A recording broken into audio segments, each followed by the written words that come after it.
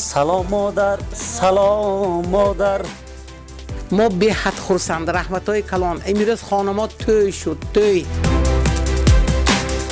مادر جان عزیز، این مبلغی که با طریق همین موبیلی جمع شد برای شما ما اینو تقدیم میکنیم. 5 تا عربچی معیوبی آمد. همیشه روزتون خرسندی که گذرد، در لبانتون خنده باشد.